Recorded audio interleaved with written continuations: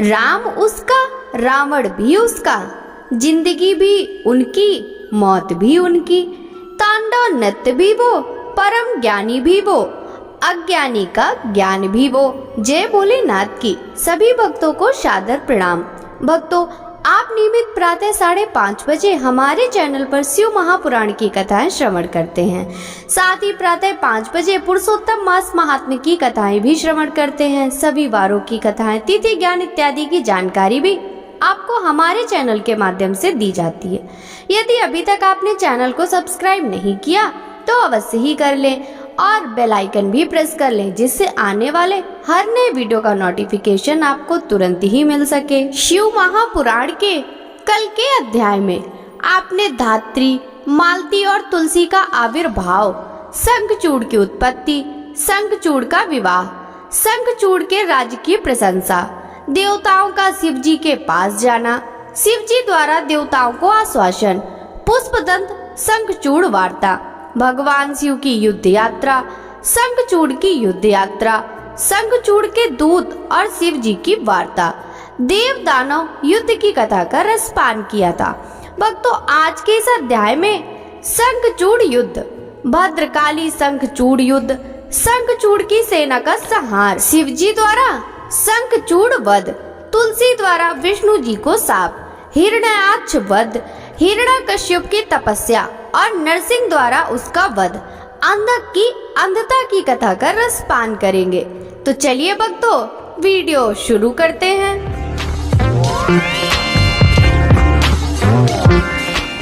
सनत कुमार जी बोले, हे व्यास जी, इस प्रकार देवताओं और दानवों में बड़ा भयानक विनाशकारी युद्ध चल रहा था।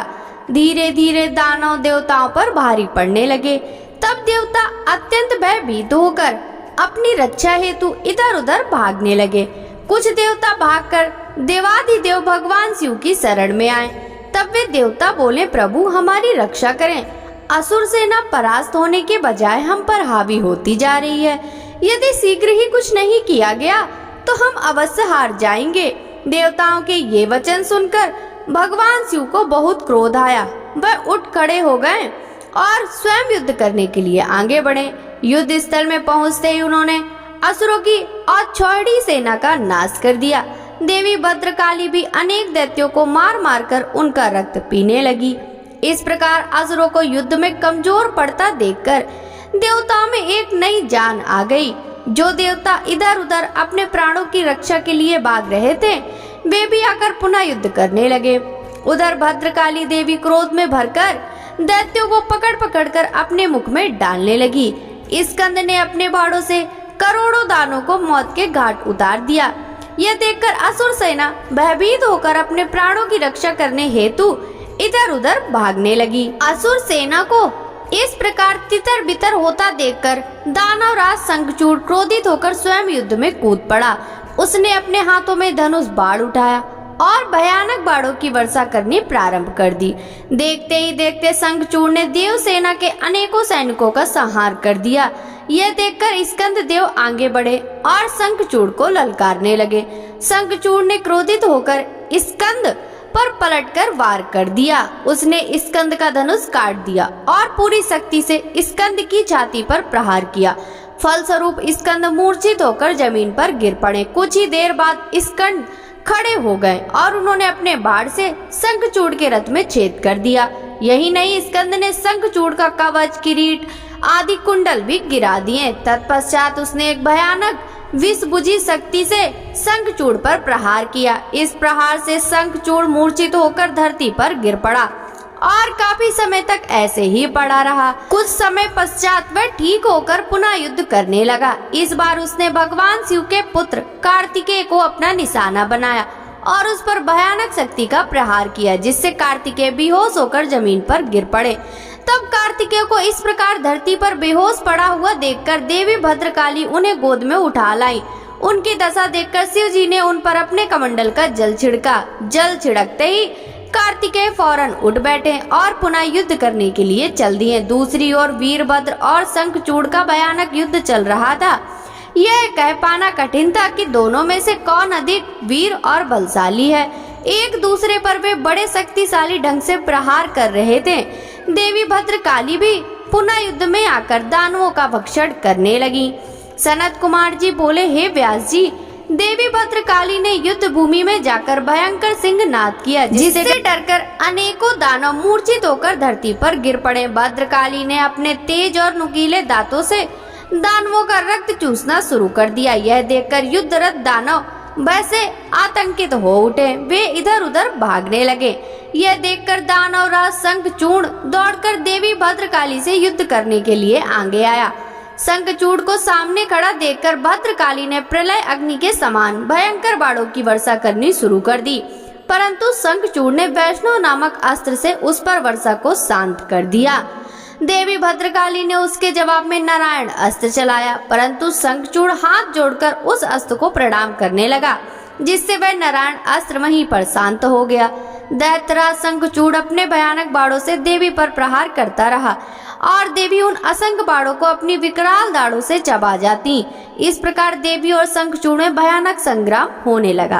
तभी क्रोधित भद्रकाली ने पाशुपात नामक ब्रह्मास्त्र उठा लिया, परंतु तभी आकाशवाणी हुई, अभी दैत्येंद्र की मृत्यु का समय नहीं आया और इसकी मृत्यु आपके हाथों से नहीं लिखी। तब देवी ने पाशुपात अस्त्र को वापस कर दिया और उसे काटने के लिए दौड़ी। यह देखकर असुर राज ने रौद्रास्त्र चलाकर उनकी गति को कम किया। तब भद्रकाली ने असुर राज द्वारा प्रयोग की गई सारी शक्तियों को तहस नहस कर दिया और आगे बढ़कर शंखचूड़ की छाती पर अपने मुक्के का जोरदार प्रहार किया। इस प्रहार से शंखचूड़ बेहोश होकर धरती पर गिर पड़ा, लेकिन कुछ ही देर पश्चात पुनः उठकर वह भद्रकाली देवी से युद्ध करने लगा। तब देवी ने उसे कसकर पकड़ लिया और चारों ओर घुमाकर धरती पर फेंक दिया। शंखचूड़ कुछ समय तक ऐसे ही पड़ा रहा। तब देवी ने अन्य दानवों का वध करना शुरू कर दिया। शंखचूड़ चुपचाप उठा और अपने रथ पर धीरे से बैठ गया। व्यास जी बोले, हे ब्रह्मा पुत्र सनत कुमार जी, जब देवी भद्रकाली द्वारा युद्ध में घायल होकर शंखचूड़ पुनः अपने रथ पर जाकर बैठ गया, तब क्या हुआ? भगवान शिव ने जो उस समय युद्ध में असुर राज शंखचूड़ का वध करने के लिए आए थे, क्या किया? कृपया कर मुझे इस कथा को सविस्तार सुनाइए। व्यास जी की इस जिज्ञासा को शांत करते हुए सनत कुमार जी ने कहना आरंभ किया। वे बोले, हे महामुनि, जब देवी भद्रकाली ने असुर राज शंखचूड़ को उठाकर बलपूर्वक जमीन पर पटक दिया, तो कुछ समय तक शंखचूड़ इस प्रकार से धरती पर पड़ा रहा मानो मूर्छित हो गया हो। तब देवी जाकर दानों पर प्रलय की भांति टूट पड़ी। दूसरी ओर कुछ देवताओं ने भगवान शिव के पास जाकर उन्हें भद्रकाली और शंखचूड़ के इस भयानक युद्ध के बारे में बताया। ये सारी बातें जानकर त्रिलोकीनाथ भगवान शिव स्वयं युद्ध करने के लिए आगे बढ़े। जब कल्याणकारी सर्वेश्वर देवादिदेव भगवान शिव अपने वाहन नंदीश्वर पर चढ़कर आरूढ़ होकर युद्ध स्थल में पधारे, तो उन्हें देखकर असुर राज शंखचूड़ ने उनका अभिवादन किया। तत्पश्चात शंखचूड़ अपने विमान पर चढ़ गया और भगवान शिव से युद्ध करने की तैयारी करने लगा। उसने अपना रक्षा कवच पहना और युद्ध करने के लिए अपने हाथ में धनुष बाण उठा लिया।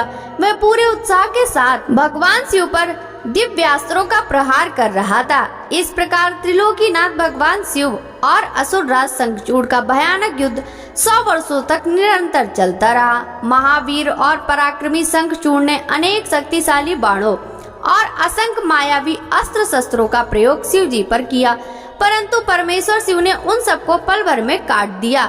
भगवान शिव ने क्रोधित होकर उस पर पुनः प्रहार किया। यह देखकर शंखचूड़ ने चतुराई से काम लेते हुए मन में सोचा कि यदि मैं भगवान शिव के वाहन को ही नुकसान पहुंचा दूं, तो वे पल भर में ही जमीन पर आ गिरेंगे और इस प्रकार मैं उन पर झपटकर उन्हें अपने वश में कर लूंगा। यह विचार मन में आते ही शंखचूड़ ने शिव जी के वाहन नंदीश्वर के सिर पर तलवार से वार किया, परंतु देवाधिदेव ने क्षण मात्र में ही उस तलवार के 2 टुकड़े कर दिए। अपने प्रिय नंदीश्वर को युद्ध में निशाना बनता देखकर उनके सब्र का बांध टूट गया और उन्होंने अपने तेज बाणों से दैत्यराज की ढाल को भी काट दिया। जब तलवार और ढाल दोनों ही खराब हो गई, तब शंखचूड़ ने अपनी गदा से युद्ध लड़ना आरंभ कर दिया, परंतु गदा का भी हाल वही हुआ जो तलवार और ढाल का हुआ था।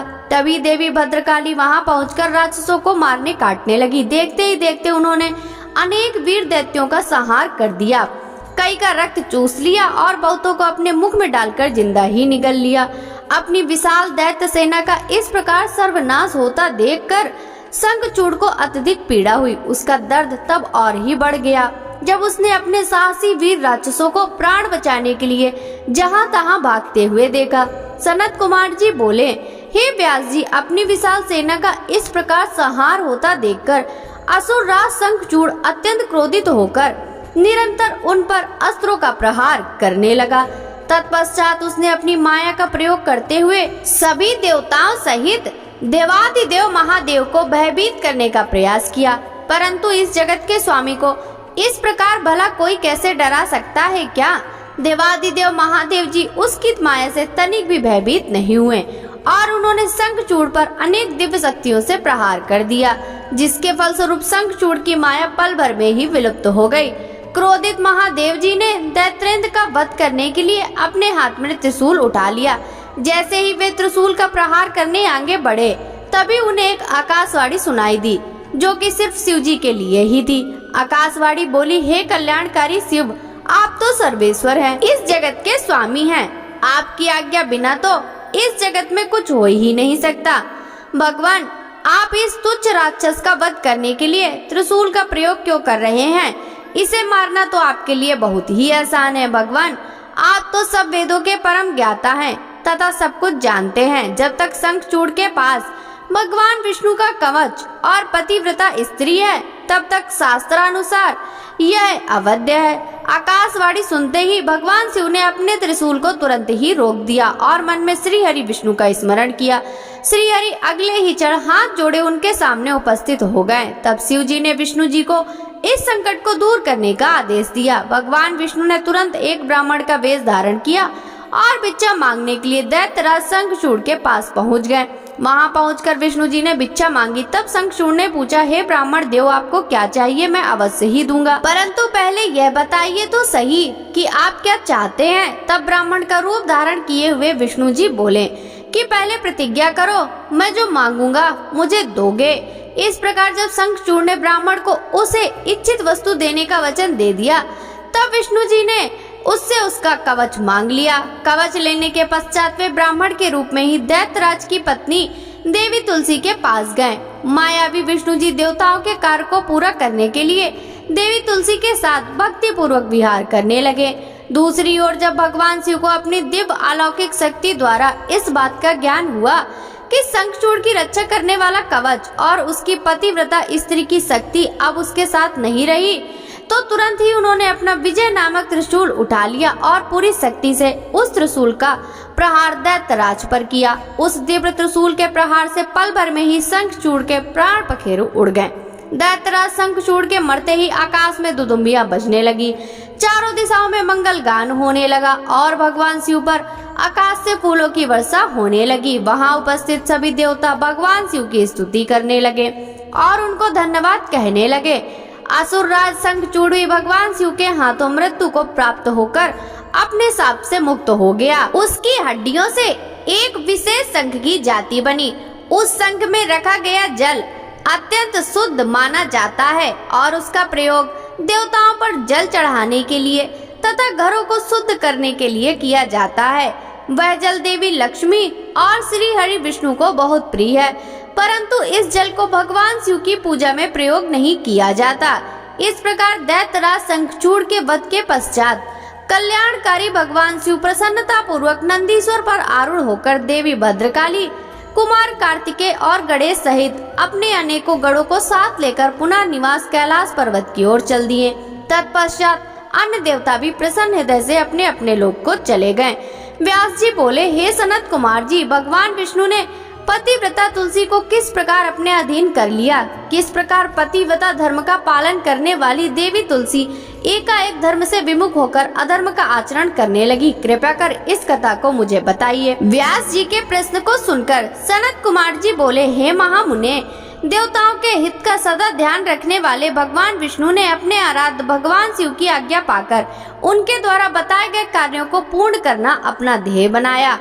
तब तुरंत वे ब्राह्मण का वेश धरकर शंखचूड़ से उसका कवच ले आए। तत्पश्चात वे अति शीघ्र दैत्यराज शंखचूड़ के नगर की ओर चल दिए। भगवान विष्णु ने दैत्येंद्र के नगर के समीप पहुंचने से पहले ही अपना रूप बदल लिया। उन्होंने शंखचूड़ का रूप धारण कर लिया। फिर वे देवी तुलसी के पास पहुँचे। अपने पति शंखचूड़ को सामने पाकर देवी तुलसी फूली नहीं समाई।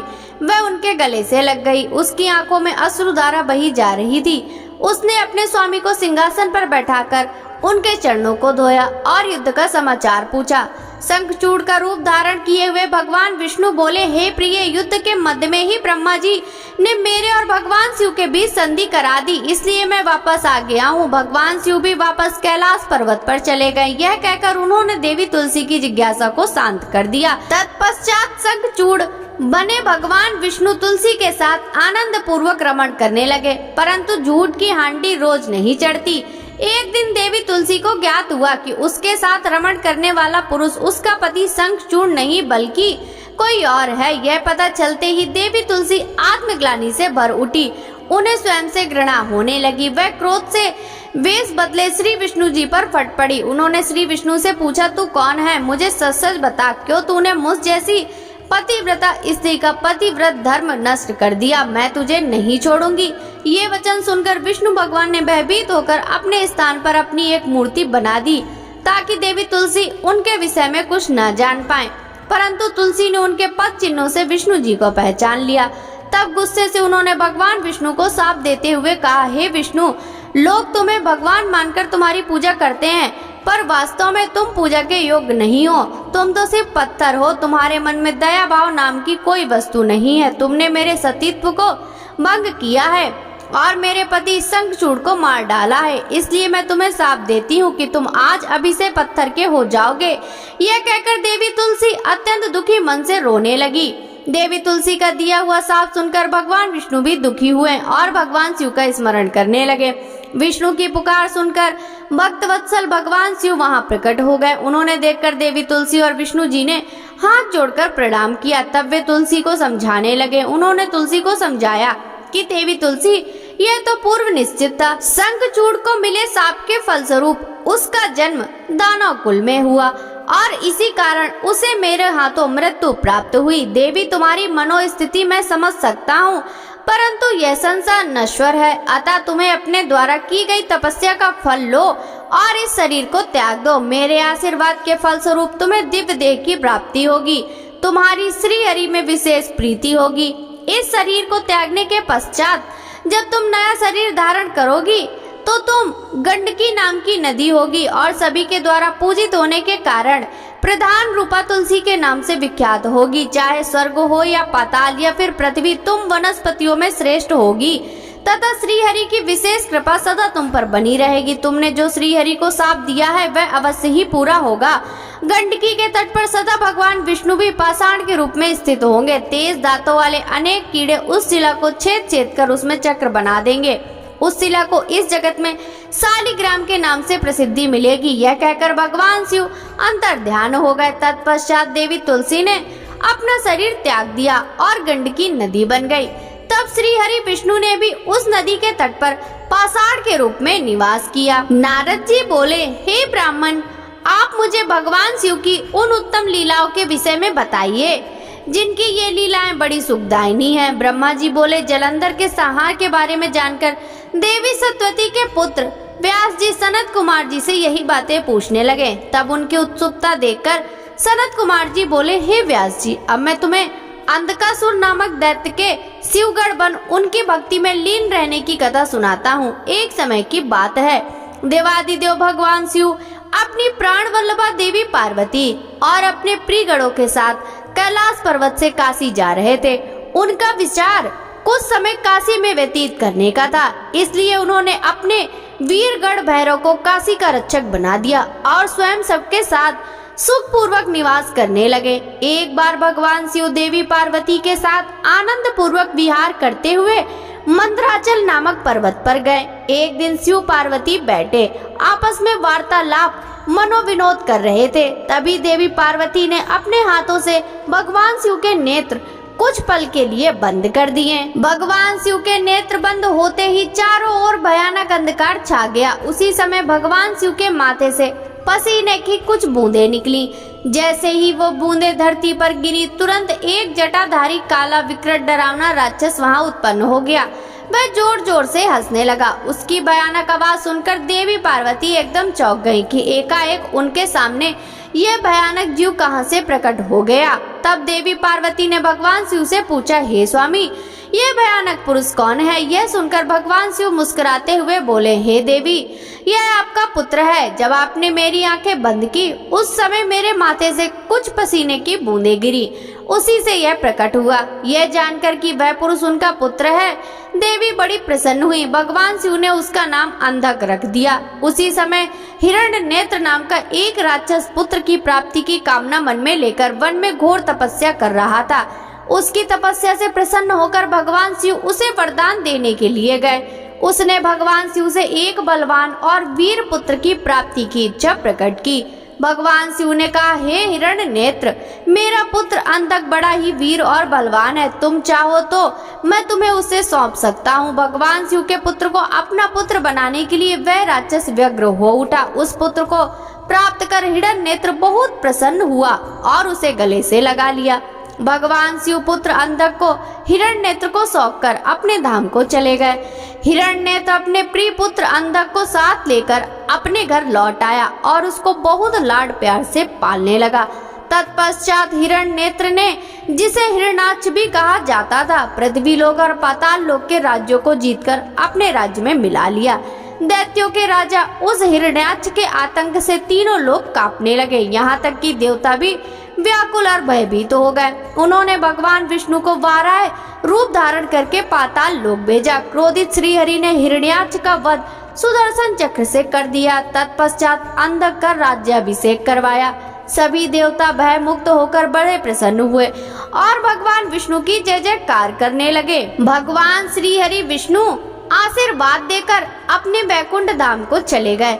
अपने भाई हिरण्याक्ष के वध का समाचार पाकर उसका भाई हिरण्यकश्यप क्रोधित हो उठा और उसने भगवान विष्णु से वैर बांध लिया। सनत कुमार जी बोले, हे व्यास जी, वाराह रूपधारी श्री हरि विष्णु द्वारा अपने भाई हिरण्याक्ष का संहार किए जाने से हिरण्यकश्यप बहुत दुखी और क्रोधित तो था ही, अतः उसने अपनी असुर सेना को देवताओं का संहार करने की आज्ञा दी तथा अपनी विष्णु भक्त प्रजा को भी दंड देने के लिए कहा।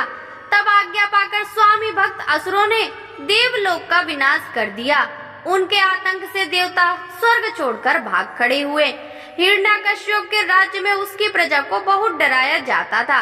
सबने भक्ति का मार्ग छोड़ दिया था। विष्णु भक्तों की खैर नहीं थी।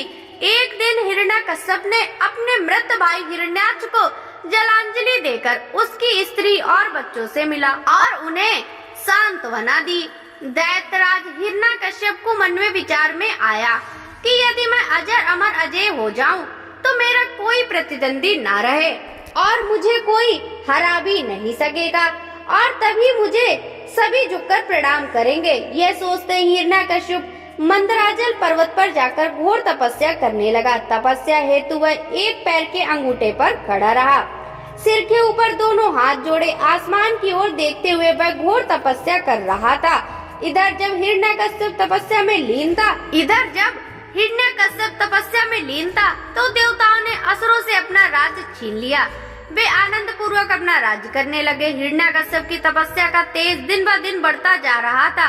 उसके तप की अग्नि से देवता तप्त हो उठे और भयभीत होकर ब्रह्मा जी के पास गए। तब सब देवताओं ने हाथ जोड़कर ब्रह्मा जी को प्रणाम किया। तत्पश्चात उन्होंने बताया कि हे प्रभु, दैत्यराज हिरण्यकश्यप की तपस्या के तेज से सब लोग भयभीत हो रहे हैं। कृपया करके आप हमें भय मुक्त कीजिए। सब देवताओं की प्रार्थना सुनकर ब्रह्मा जी हिरण्यकश्यप को वर देने के लिए उस स्थान पर गए जहाँ वह तपस्या कर रहा था। वहाँ जाकर उन्होंने हिरण्यकश्यप से कहा, वत्स, मैं तुम्हारी तपस्या से बहुत प्रसन्न हूँ। तुम जो चाहो मांग सकते हो। मैं तुम्हारी मनोकामना अवश्य पूरी करूँगा। ब्रह्मा जी का यह शुभ वचन सुनकर हिरण्यकश्यप ने आंखें खोल दी और हाथ जोड़कर उनके सामने खड़े ब्रह्मा जी को प्रणाम किया। तत्पश्चात वह बोला, हे प्रजापति, हे पितामह, मैं चाहता हूँ कि मुझे कभी भी मृत्यु का भय न हो। मैं किसी अस्त्र शस्त्र पास वज्र सूखे पेड़ पर्वत जल अग्नि से न मरूं। देवता दैत्य मुनि सिद्धवर अथवा सृष्टि कोई भी रचना मेरा वध न कर सके। दिन रात स्वर्ग नरक पृथ्वी पाताल अंदर बाहर कहीं भी किसी समय मेरी मृत्यु ना हो सके। ब्रह्मा जी ने प्रसन्न होते हुए तथास्तु कह दिया। तुम्हें तुम्हारे अभीष्ट फलों की अवश्य प्राप्ति होगी। जो वरदान तुमने मांगा है वह अवश्य फलीभूत होगा। तुमने 96,000 वर्षों तक तपस्या करके मुझे प्रसन्न किया है। अब तुम सुख पूर्वक राज्य करो। अपना इच्छित वरदान प्राप्त करके दैत्यराज हिरण्यकश्यप बहुत प्रसन्न हुआ और हाथ जोड़कर ब्रह्मा जी की स्तुति करने लगा। तत्पश्चात ब्रह्मा जी अंतर ध्यान हो गए। हिरण्यकश्यप अपने घर वापस चला गया। वहाँ पहुंचकर उसके मन में यह विचार आया कि अब मैं अमर हो गया हूँ, अब कोई भी मुझे मार नहीं सकता, इसलिए अब मुझे अपने राज्य का विस्तार करना चाहिए। यह विचार मन में आते ही उसने तीनों लोकों पर अपना अधिकार स्थापित करने का निर्णय किया। उसने देवताओं से भयंकर संग्राम किया और उन्हें हराकर उनके राज्य पर अधिकार कर लिया। देवता अपने प्राणों की रक्षा हेतु वहाँ से भाग खड़े हुए और भगवान श्री हरि विष्णु के पास गए। भगवान श्री हरि के पास पहुंचकर देवताओं ने उन्हें अपनी व्यथा सुनाई और उनसे अपनी पीड़ा और कष्टों को दूर करने की प्रार्थना की। तब विष्णु जी ने उन्हें आश्वासन दिया वे स्वयं हिरण्यकश्यप को वध करके उन्हें अत्याचारों से मुक्ति दिलाएंगे। भगवान विष्णु के आश्वासन पर देवता उन्हें धन्यवाद देकर बैकुंठ लोक से वापस आ गए। वे अपनी रक्षा के लिए अलग अलग जगहों पर निवास करने लगे। उधर श्री हरि विष्णु ने देवताओं को उनके कष्ट से मुक्ति दिलाने हेतु दैत्यराज हिरण्यकश्यप को संहार करने का निश्चय किया, परंतु ब्रह्मा जी द्वारा दिए गए वरदान को भी उन्हें पूरा करना था। तब विष्णु जी ने ऐसा रूप धारण किया जो आधा मनुष्य के जैसा था, आधा शेर के जैसा। ऐसा अत्यंत भयानक रूप धारण कर विष्णु जी अग्नि के समान प्रलयकारी नजर आ रहे थे। नरसिंह के रूप में श्री हरि ने दैत्यराज हिरण्यकश्यप की नगरी में प्रवेश किया। उस समय सूर्यास्त का समय हो रहा था। उनका यह अनोखा भयानक रूप देखकर दैत्य सेना के वीर उन पर टूट पड़े और उनसे युद्ध करने लगे। तब पल भर में उन्होंने सब दैत्यों को मार गिराया और राजमहल की ओर चल दिए। तब विष्णु जी के परम भक्त और दैत्यराज हिरण्यकश्यप के पुत्र प्रहलाद की दृष्टि नरसिंह भगवान पर पड़ी। प्रहलाद बोला, हे पिताजी, ये अद्भुत रूप धारण किए नरसिंह अवतार मुझे तो भगवान जान पड़ते हैं। इनकी वीरता की प्रशंसा करना तो असंभव है, अतः आपको इनकी शरण में चले जाना चाहिए। अपने पुत्र की इन बातों को सुनकर दैत्यराज हिरण्यकश्यप को बहुत क्रोध आ गया। वह बोला, पुत्र, तुम बिना कारण ही भयभीत हो रहे हो। तुम दैत्यों के अधिपति के पुत्र हो, तुम्हें इस प्रकार कायरता भरी कदापि बातें नहीं करनी चाहिए। यह कहकर हिरण्यकश्यप ने अपने सैनिकों को आदेश दिया कि शीघ्र जाकर विचित्र आकृति वाले उस जीव को बंदी बनाकर यहाँ ले आओ। अपने स्वामी दैत्यराज हिरण्यकश्यप की आज्ञा पाकर उनके वीर दैत्यगण नरसिंह भगवान को पकड़ने के लिए दौड़े, परंतु उनके समीप जाते ही वे भस्म हो गए। अब दैत्यराज स्वयं युद्ध करने के लिए अपने अस्त्रों शस्त्रों सहित आगे आए। तब भगवान नरसिंह और दैत्यराज हिरण्यकश्यप में बहुत भयानक युद्ध हुआ, परंतु भगवान नरसिंह के आगे दैत्यराज हिरण्यकश्यप की एक न चली। नरसिंह ने हिरण्यकश्यप को खींचकर अपनी जंघा पर लिटा लिया और उसकी छाती को अपने नाखूनों से चीर दिया। उसके प्राण पखेरु उड़ गए। तभी हिरण्यकश्यप के पुत्र प्रहलाद ने वहां नरसिंह भगवान के चरणों में अपना सिर झुकाकर क्षमा याचना की। भगवान विष्णु ने प्रहलाद को आशीर्वाद देकर हिरण्यकश्यप को राज सौंप दिया। जैसे ही देवताओं को हिरण्यकश्यप के मारने की सूचना मिली, वे बहुत प्रसन्न होकर नृत्य और श्री हरि की स्तुति करने लगे। आकाश में मंगल ध्वनि गूंजने लगी और फूलों की वर्षा होने लगी। इस प्रकार हिरण्यकश्यप का वध करने के पश्चात प्रहलाद को राज्य सौंपकर भगवान नरसिंह वहां से अंतर ध्यान हो गए। तत्पश्चात सभी प्रसन्नता पूर्वक अपने अपने लोकों को चले गए। सनत कुमार जी बोले, हे व्यास जी, एक बार हिरण्याक्ष के पुत्र अंधक से उसके भाइयों ने मजाक उड़ाते हुए कहा, अंधक, तुम तो अंधे और कुरूप हो, भला तुम इस राज्य का क्या करोगे? दैत्यराज हिरण्याक्ष तो मूर्ख थे, जो भगवान शिव की इतनी कठोर तपस्या कर उन्हें प्रसन्न करके भी तुम जैसा कुरूप, नेत्रहीन और बेडौल पुत्र वरदान प्राप्त किया। कभी दूसरे से प्राप्त पुत्र भी पिता की संपत्ति पर अधिकार होता है, इसलिए इस राज्य के स्वामी हम ही हैं। तुम तो हमारे सेवक हो। अपने भाइयों के इस प्रकार के कटु वचनों को सुनकर अंधक निराश और उदास हो गया। रात के समय जब सब सो रहे थे तो वह अपने महल को छोड़कर निर्जन, सुनसान और भयानक डरावने वन में चला गया। वहाँ उस सुनसान वन में जाकर उसने तपस्या करना आरंभ कर दी। वह 10,000 वर्षों तक घोर तपस्या करता रहा, परंतु जब कोई परिणाम नहीं निकला तो उसने अपने शरीर को अग्नि में जलाकर होम करना चाहा। ठीक उसी समय वहाँ ब्रह्मा जी प्रकट हो गए। ब्रह्मा जी बोले, पुत्र अंधक, मांगो, क्या मांगना चाहते हो? मैं तुम्हारी तपस्या से बहुत प्रसन्न हूँ, तुम अपना इच्छित वर मांग सकते हो। मैं तुम्हारी मनोकामना अवश्य ही पूरी करूँगा। यह सुनकर अंधक बहुत प्रसन्न हुआ। उसने हाथ जोड़कर ब्रह्मा जी की स्तुति करके बोला, हे कृपा निदान ब्रह्मा जी, यदि आप मुझ पर प्रसन्न होकर मुझे कोई वर देना चाहते हैं तो आप कुछ ऐसा करें कि मेरे निष्ठुर भाइयों ने जो मुझसे मेरा राज्य छीन लिया है वे सब मेरे अधीन हो जाएं, मेरे नेत्र ठीक हो जाएं, अर्थात मुझे दिव्य दृष्टि की प्राप्ति हो तथा मुझे कोई भी मार न सके। वह देवता, गंधर्व, यक्ष, किन्नर, मनुष्य, नारायण अथवा स्वयं भगवान शिव ही क्यों ना हो। अंधक के इन वचनों को सुनकर ब्रह्मा जी बोले, हे अंधक, तुम्हारे द्वारा कही हुई दोनों बातों मैं स्वीकार करता हूँ, परंतु इस संसार में कोई भी अजर अमर नहीं है। सभी को एक न एक दिन काल का ग्रास बनना पड़ता है। मैं सिर्फ तुम्हारी इतनी मदद कर सकता हूँ कि जिस प्रकार की और जिसके हाथ से तुम चाहो अपनी मृत्यु प्राप्त कर सकते हो। तब ब्रह्मा जी के वचन सुनकर अंधक कुछ देर के लिए सोच में डूब गया। फिर बोला, हे प्रभु, तीनों कालों की उत्तम, मध्यम और नीच नारियों में से जो भी नारी सबकी जननी हो, सब में रत्न हो, जो मनुष्य सबके लिए दुर्लभ तथा शरीर व मन के लिए अगम्य हो, उसको अपने सामने पाकर जब मेरे अंदर काम भावना उत्पन्न हो उसी समय मेरा नाश हो। इस प्रकार का वरदान सुनकर ब्रह्मा जी ने तथास्तु कहा और उससे बोले, दैतेंद्र, तेरे सभी वचन अवश्य ही पूरे होंगे, अब तू जाकर अपना राज्य संभाल। ब्रह्मा जी के वचन सुनकर अंधक बोला, हे भगवान, अब मेरा शरीर इस लायक नहीं रहा कि मैं युद्ध कर सकूं। अब तो मेरे शरीर में सिर्फ नसें और हड्डियां ही बची हैं। अब मैं कैसे युद्ध कर पाऊंगा और अपनी शत्रु सेना को परास्त कर पाऊंगा। इस प्रकार के वचनों को सुनकर ब्रह्मा जी मुस्कुराए और उन्होंने अंधक के शरीर का स्पर्श किया। उनके स्पर्श करते ही अंधक का शरीर भरा पूरा हो गया। वह परम शक्तिशाली योद्धा जान पड़ता था, जिसके सामने अच्छे से अच्छा वीर भी ना टिक पाए। इस प्रकार अंधक को मनोवांछित वर देकर ब्रह्मा जी वहाँ से अंतर ध्यान हो गए। तत्पश्चात अंधक भी प्रसन्नता पूर्वक अपने घर की ओर चल दिया। जब अंधक ने अपने राज्य में प्रवेश किया तो यह जानकर कि अंधक को ब्रह्मा जी से वरदान प्राप्त है, सारे दानव उसके वश में होकर उसके दास बनकर रहने लगे। तब अंधक ने विचार किया कि हम दैत्य साम्राज्य का विस्तार करना चाहिए और अपने घोर शत्रु देवताओं को पराजित करके उनके राज्य पर अपना अधिकार स्थापित कर लेना चाहिए। यह सोचकर दैत्यराज अंधक ने अपनी विशाल दैत्य सेना के साथ स्वर्गलोक पर आक्रमण कर दिया और स्वर्ग पर अपना आधिपत्य जमाकर देवराज इंद्र को अपना बंधक बना लिया।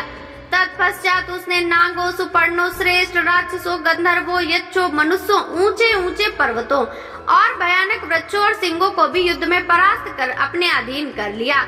अंधक मदांत होकर कुमार्गी हो गया। उसने स्वर्ग, भूतल और रसातल की सर्वश्रेष्ठ सुंदरियों को अपनाकर उनके साथ रमणीय विहार करने लगा। दिन पर दिन वह बुराई के दलदल में धंसता जा रहा था।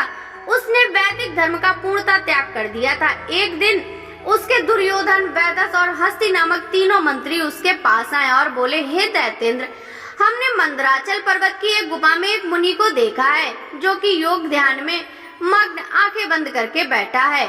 वह रूपवान मुनि के मस्तक पर अर्धचंद्र, कमर में गजेंद्र की खाल बंधी है, सिर पर जटाजूट, गले में खोपड़ियों की माला तथा उसके शरीर में बड़े भयंकर सांप लिपटे हैं। उस मुनि के हाथ में त्रिशूल तो दूसरे में डमरू है। अपने गौर अंगों पर उसने भस्म लपेट रखी है। उस तपस्वी का वेश बड़ा ही अद्भुत है, साथ ही एक विकराल वानर अनेक आयुधों को धारण कर दे उस तपस्वी की रक्षा कर रहा है। वही उनके पास में एक सफेद रंग का बैल बंधा हुआ है। उस तपस्वी के पास एक सुंदर रत्न स्वरूपा नारी बैठी है जो संपूर्ण शुभ लक्षणों से युक्त है। उसका रूप बड़ा मनोहारी है जो सभी के मन को मोह लेता है। उसने सुंदर मूंगे, मोती, मड़ियों और सोनों के रत्न जड़ित आभूषणों को धारण किया हुआ है। वह इतनी रूपवती है कि जो उसे एक बार देख लेता है उसकी आंखों का होना सफल हो जाता है। उस परम सुंदरी को एक बार देख लेने के बाद संसार की अन्य किसी स्त्री को देखने की आवश्यकता नहीं पड़ेगी। स्वामी, आप तो स्त्रीलोक के अधिपति हैं। आपके पास इस संसार के सभी बहुमूल्य और अमूल धरोहर है। ऐसी परम सुंदर रूपवती नारी को भी आपके अनमोल राज्य की शोभा बढ़ानी चाहिए। अतः आप हमारे साथ चलें और उस सुंदरी को यहाँ ले आए। अपने वीर मंत्रियों के इस प्रकार के वचन सुनकर दैत्येंद्र अंधक बहुत प्रसन्न हुआ और उसके मन में उस सुंदर नारी को देखने की इच्छा बलवती हो गई। उसने अपने मंत्रियों को आदेश दिया कि तुम शीघ्र वहाँ जाकर उस तपस्वी से उसकी सुंदर स्त्री को मांगकर मेरे पास ले आओ। अपने स्वामी दैत्यराज अंधक की आज्ञा पाकर वे तीनों मंत्री पुनः उसी स्थान पर गए और भगवान शिव से बोले, हे महातपस्वी ब्राह्मण, हमारे स्वामी दैत्यराज अंधक आपकी भार्या की सुंदरता के विषय में जानकर उस पर मोहित हो गए हैं और उन्हें अपनी पटरानी बनाना चाहते हैं।